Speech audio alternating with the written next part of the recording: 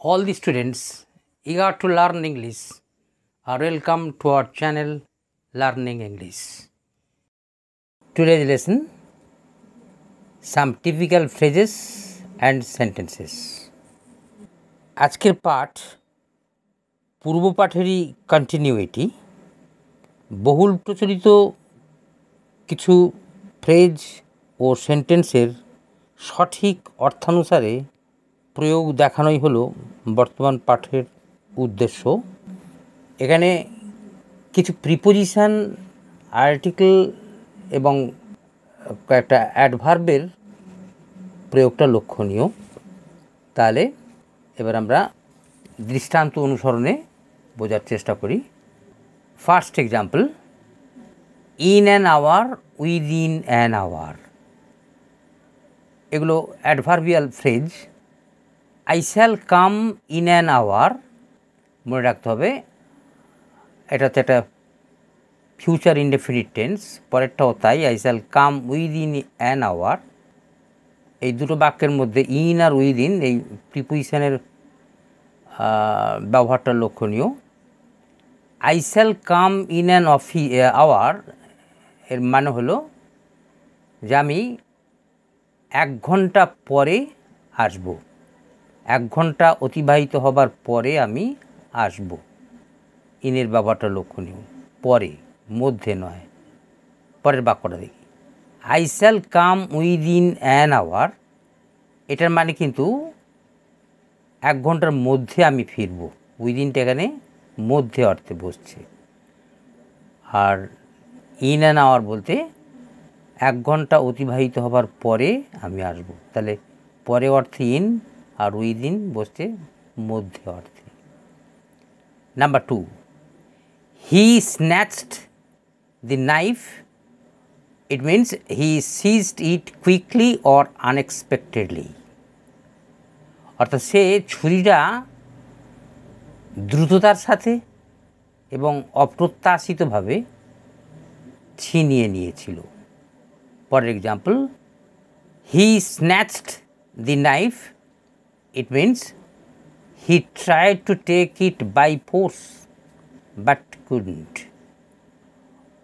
এটার মানে হচ্ছে বাংলা, সে ছুরিটা ছিনিয়ে নিতে চেষ্টা করেছিল কিন্তু পারেনি। এখানে ওই শেষ বাক্যের অ্যাট প্রিপোজিশনটা লক্ষণীয়। স্ন্যাচড অ্যাট মানে চেষ্টা করেছিল ছিনিয়ে নিতে। তাহলে অ্যাটটা চেষ্টা করা অর্থে এই প্রিপোজিশনটা ব্যবহার করা হয়েছে। Number 3, A picture of the queen. It means a likeness of her.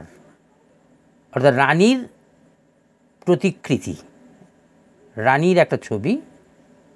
And it may be in the position of anybody. এটা অন্য যে কোনো অধিকারে থাকতে পারে, অন্যের পজিশনেও থাকতে পারে বা রানীর পজিশনেও থাকতে পারে। আর দ্বিতীয়টা হচ্ছে a pictures of the queens. A picture of the queens মানে রানীর অনেকগুলো ছবি ছিল, তার মধ্যে একটা ছবির কথা এখানে বলা হচ্ছে। এবং সেই ছবিটা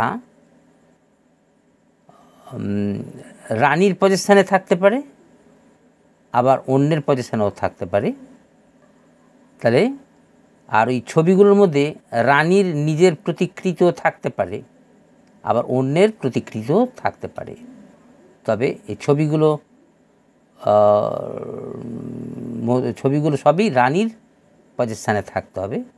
তো যা রানীর পজিশনে থাকা ছবিগুলোর মধ্যে একটা ছবির কথা এখানে বলা হচ্ছে। লক্ষণীয় ওই কুইনের সাথে অ্যাপোস্ট্রফি এসটা লক্ষণীয়। ওই অ্যাপোস্ট্রফি এসই দুটো ফ্রেজের মধ্যে পার্থক্য গড়ে দিচ্ছে। আচ্ছা, এবার আসছি number 4, go to market, that is to make purchases.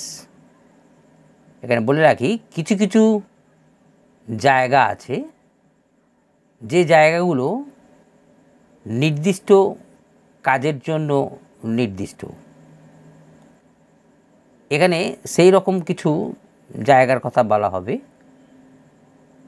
এখানে মার্কেট বলতে এমন একটা জায়গা যেখানে বেচা এবং কেনা দুটি হয়।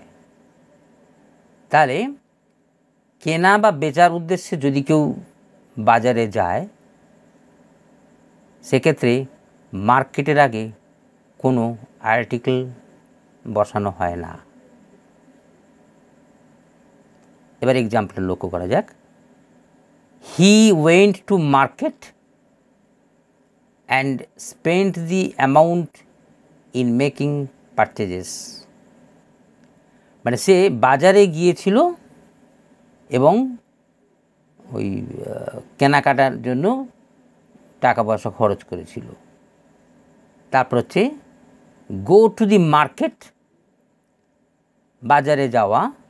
এই বাজারে যাওয়া বলতে বাজার করতে নয়, কিন্তু বাজার করা ছাড়া, কেনাকাটা করা ছাড়া অন্য উদ্দেশ্যে যাওয়া বোঝাতে এই গো টু দি মার্কেট এই ফ্রেজটা ব্যবহার করা হয়। যা এক্সাম্পলটা লক্ষণীয়। He went to the market to enquire about the price of the things. অর্থাৎ জিনিসপত্রের দাম যাচাই করতে সে বাজারে গিয়েছিল। তাহলে এই অর্থে এটা কেনা বা বেচার উদ্দেশ্যে সে যায়নি, সে গিয়েছিল বাজার দর যাচাই করতে। এই কারণে এখানে মার্কেটের আগে দি বসেছে। Fifth example, go to school আর গো টু এ বা গো দি স্কুল আগেরটার নিয়ম এখানে প্রযোজ্য। স্কুল একটা জায়গা, একটা শিক্ষা প্রতিষ্ঠান যেখানে পড়াশোনা করা হয়। তাহলে কোনো ছাত্র বা কোনো টিচার যদি স্কুলে যান, সেক্ষেত্রে স্কুলের আগে দি দেওয়া হয় না। কিন্তু অন্য কেউ যদি অন্য উদ্দেশ্যে স্কুলে যান, সেক্ষেত্রে কিন্তু দি দিতে হয়। এবারে example first, he went to school at the age of 5। সে 5 বছর বয়সে স্কুলে গিয়েছিল, মানে স্কুলে পড়াশোনা করতে গিয়েছিল। পরের উদাহরণ, এখানে গো টু স্কুল অথবা গো টু দি স্কুল বসানো হয়। এখানে অন্য উদ্দেশ্যে যাওয়া বোঝাচ্ছে স্কুলে। Example, he has gone to the school to bring home his son. অর্থাৎ তিনি তার পুত্রকে স্কুল থেকে নিয়ে আসতে গিয়েছেন। এটা প্রেজেন্ট পারফেক্ট টেন্সে লেখা। He has gone to the school, লক্ষণীয় দি বসেছে, কারণ তিনি পড়াশোনা করতে যাননি, তিনি বাড়িতে নিয়ে আসতে গেছেন তার পুত্রকে। সেই হিসাবে এখানে স্কুলের আগে দি বসলো। নাম্বার 6, গো টু সি আর গো টু দি সি ওই একই পার্থক্য লক্ষণীয়। গো টু সি বলতে এখন সমুদ্র হলো নাবিকদের কার্যকলাপের ক্ষেত্র। ওখানে নাবিকরা কাজ করতে যায়। তো যদি কোনো নাবিক সমুদ্রে যায়, তাহলে সেক্ষেত্রে সমুদ্রের আগে দি দেওয়া হয় না। তাই এক্সাম্পলটা লক্ষণীয়। He went to sea at the age of 15। 15 বছর বয়সে সে সমুদ্রে নাবিক হয়ে গিয়েছিল। তারপরে গো টু দি সি, এখানে সমুদ্রে যিনি যাচ্ছেন তিনি কিন্তু নাবিক হয়ে যাচ্ছেন না, অন্য উদ্দেশ্যে যাচ্ছেন। Go to go on a voice not necessarily as a seller, may be as a passenger. অর্থাৎ প্যাসেঞ্জার হিসাবে যদি যায়, তখন কিন্তু সির আগে দি দিতে হচ্ছে। এক্সাম্পলটা লক্ষণীয়। He went to the sea under medical advice, অর্থাৎ ডাক্তারের পরামর্শে তিনি সমুদ্রে গিয়েছিলেন, মানে সমুদ্রে বেড়াতে গিয়েছিলেন। নাম্বার 7, কিপ হাউস, অর্থাৎ গৃহস্থালির কাজ করা, to look after household activities. উদাহরণ, she knows how to keep house, অর্থাৎ কীভাবে গৃহস্থালির কাজ করতে হয় তিনি জানেন। পরের উদাহরণ, কিপ দি হাউস, এটা হচ্ছে টু স্টে অ্যাট হোম, অর্থাৎ বাড়ির মধ্যে অবস্থান করা, এর সাথে ওই গৃহের কাজকর্মের কোনো সম্পর্ক নেই। সে কারণে এই দ্বিতীয় উদাহরণ দেখা যাচ্ছে হাউসের আগে দি বসছে। You are ill and must keep the house, আপনি অসুস্থ এবং আপনাকে অবশ্যই বাড়ির মধ্যে থাকতে হবে। লক্ষণীয় এখানে হাউসের আগে দিটা। তাহলে কিপ হাউস বলতে বাড়ির কাজকর্ম দেখাশোনা করা, আর কিপ দি হাউস বললে বাড়ির মধ্যে থাকাকে বোঝায়। তাহলে দি আর্টিকেলটার ব্যবহার লক্ষণীয়। এবারে number 8, set something on fire, set fire to something, আর set something on the fire. এই তিনটে ফ্রেজের মধ্যে প্রথম দুটো মানে হচ্ছে কোনো কিছুতে আগুন দেওয়া, অগ্নি সংযোগ করা। Set something on fire, set fire to something মানে কোনো কিছুতে আগুন লাগানো, আর set something on the fire, লক্ষণীয় দি। এই দি ফায়ারের আগে দি থাকলে এর অর্থ হচ্ছে ওই অগ্নিকুণ্ডের মধ্যে কিছু বসানো। তাহলে পার্থক্যটা লক্ষণীয়। He said it on fire, সে এটাতে বলতে একটা ওই বস্তুকে বোঝাচ্ছে, বস্তুতে আগুন ধরিয়ে দিয়েছিল। এটা কিন্তু একটা পাস্ট ইনডেফিনিট টেন্স। যদি প্রেজেন্ট ইনডেফিনিট হতো তাহলে সেটের সাথে এস আসতো, কারণ হিটা থার্ড পারসন সিঙ্গুলার নাম্বার, অর্থাৎ বসেনি যেহেতু এস, অতএব এটা একটা সিম্পল প্রেজেন্ট, এটা সিম্পল পাস্ট। এটাতে সে আগুন ধরিয়ে দিয়েছিল। দ্বিতীয় উদাহরণ, the angry mob set fire to the bus, এর অর্থ হলো ক্রুদ্ধ জনতা বাসেতে আগুন লাগিয়ে দিয়েছিল। এখানে এই দুটো উদাহরণ কিন্তু ফায়ারের আগে দি নেই। পরের উদাহরণটা দেখা যাক, he set the kettle on the fire, অর্থাৎ সে অগ্নিকুণ্ডের ওপরে একটা কেটলিকে বসিয়ে দিয়েছিল। তাহলে এই he set the kettle on the fire, এটা কিন্তু আগুন লাগানো অর্থে ব্যবহার হচ্ছে না, আগুনের উপরে বসিয়ে দেওয়া অর্থ প্রকাশ করছে। এবারে এক্সাম্পল 9, ইন পজেশন অফ আর ইন দি পজেশন অফ, দুটোর মধ্যে পার্থক্য দেখা যাক উদাহরণ সহযোগে। The rebels were in possession of the king, that is the rebels capture the king. তাহলে the rebels were in possession of the king, এটার মানে হলো রাজা বিদ্রোহীদের হাতে বন্দী। দ্বিতীয় উদাহরণ, the rebels were in the possession of the king, it means just the opposite of the former, অর্থাৎ আগেরটার সম্পূর্ণ বিপরীত। এটা হলো রাজা বিদ্রোহীদেরকে বন্দি করেছিল।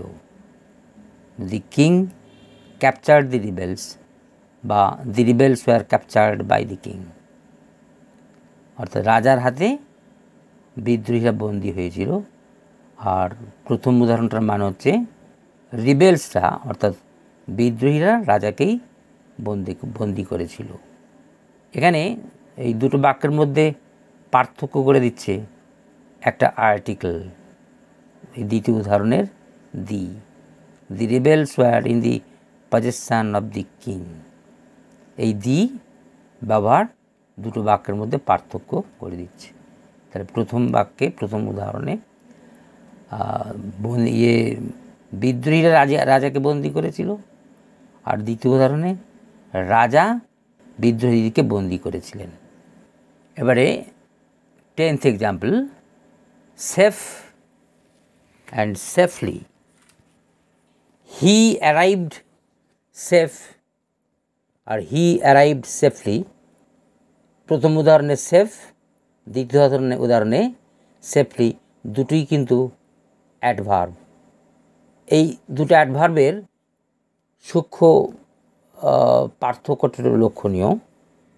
হি অ্যারাইভড সেফ মানে যখন সে পৌঁছেছিল তখন সুস্থ ও নিরাপদ ছিল, পরে কোনো বিপদ হয়েছিল কি না সে সম্বন্ধে এখানে কিছু বলা হচ্ছে না।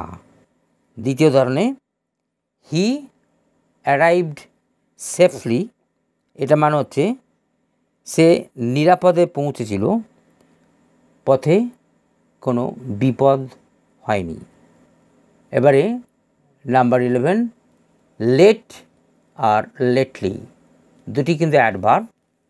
এদের পার্থক্যটা দেখা যাক। He came late, it means he came after the due time. এখানে late means after the due time, অর্থাৎ যথোচিত সময়ের পরে সে এসেছিল, ডিউ টাইমের পরে সে এসেছিল, মানে বিলম্বে এসেছিল। তাহলে লেট মানে এখানে বিলম্বে বা দেরিতে অ্যাডভার্ব হিসেবে বসছে।